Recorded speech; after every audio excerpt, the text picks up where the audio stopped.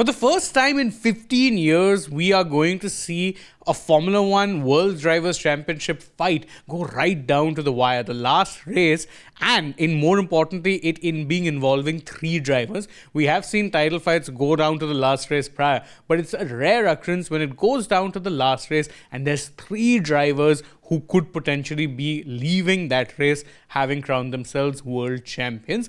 The three drivers in question, of course, are McLaren drivers Lando Norris and Oscar Piastri and defending champion and Red Bull Racing driver Max Verstappen.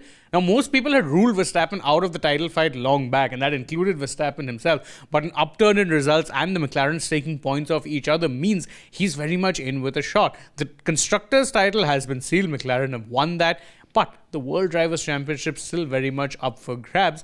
And the reason for this is that, of course, as I said, they've been taking points off each other. The McLarens have made mistakes. Max has been ruthless. So what exactly are the permutations and combinations for each of these three drivers who, as I said, all of them have a chance? Before we go into that, it's important to take a look at certain things when you're talking about the point scoring. Most importantly, what the point scoring system is for Formula One. Now, the point scoring system, this one has been in place since 2009 and has remained unchanged since then, but bears repeating. So if you finish first, you get 25 points. If you finish second, you get 18. Third, 15 points. Fourth, 12 points. Fifth, 10 points. Sixth, 8 points. If you finish seventh, you get 6 points. If you're eighth, you get 4 points. If you're ninth, you get 2 points. And if you're 10th, 1. Basically, what happens is once you reach fourth, then the number of points keeps dropping to 2 until you reach 9, when it drops to 1. So this is the point system. Fairly arbitrary, and if you're an F1 fan, you'd be familiar with it anyway.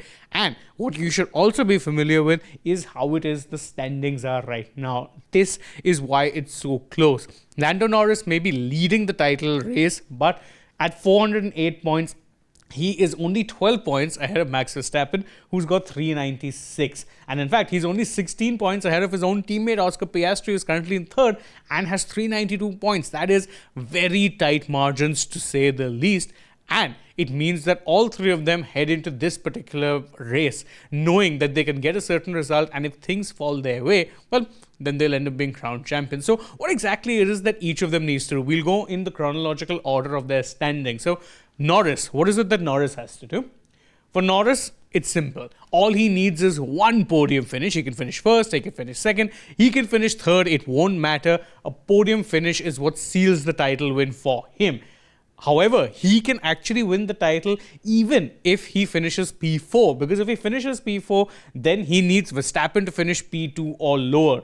If he finishes anything lower than that, then it really becomes complicated because he'll need results to go his way. So if he DNFs or is finishing lower than fourth, then he'll need Verstappen to be lower than him in the points total, and he'll need Piastri also to finish only third and not higher than that. So obviously for Norris, it's very simple. Even a podium finish, even third place, gives him the title regardless of where Max or Piastri finish. So Max or Oscar could win the race, but if he gets P3, then the title goes Lando Norris's way. It's the easiest of mathematics as far as he is concerned. And there's another advantage he has, which I'll get to in just a bit.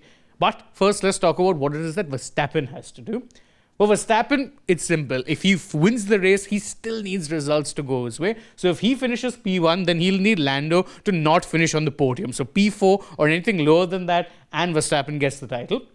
If he finishes second, then he'll need Norris to finish 8th or lower, and he'll need Piastri to finish 3rd or lower. So this is really where it gets tricky. And if Max finishes 3rd, it means he seals a podium finish, but only just, then he'll need Norris to either finish P9 or lower than that, so 9th, 10th, anything beyond that, and he'll need Piastri to finish 2nd or lower.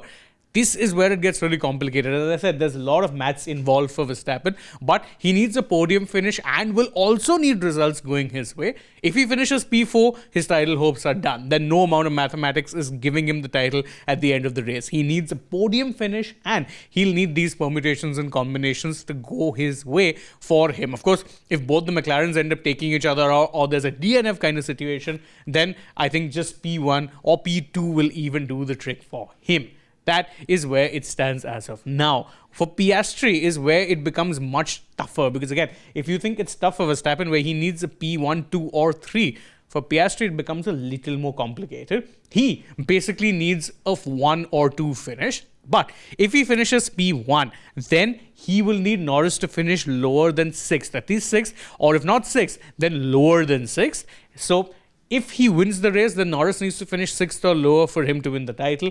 If he finishes 2nd, then he needs Norris to finish 10th or lower, with Verstappen finishing 4th or lower. Again, this is perhaps, as I said, the most complicated one of the lot. If he finishes 3rd or anything lower than that, then no more mathematics is saving him. Then the title is over. So these are the major permutations and combinations. But wait, I hear you ask, what was that added advantage you said that this man on the left side, Lando Norris, would have?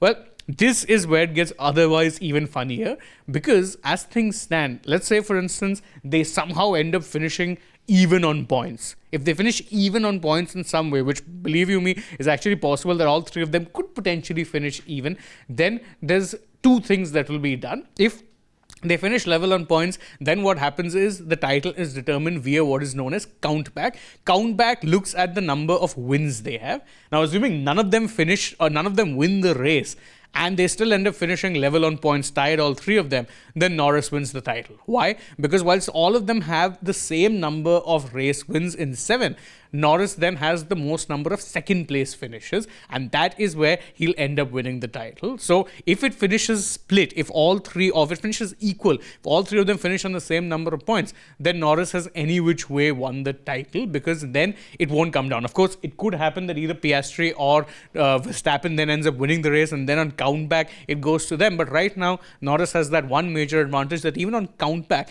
he does have that little bit of an edge over these two. So these are the major permutations, combinations. Obviously, a lot of factors still going in to what should be an exciting finale at Abu Dhabi. Let us know who your favorites are for the F1 title in the comments, and don't forget, as always, to like this video, share it with your friends, subscribe to the channel, tap the bell icon, follow us also on social media. We're on Instagram, X and Facebook, and stay tuned for more such videos from the world of sport.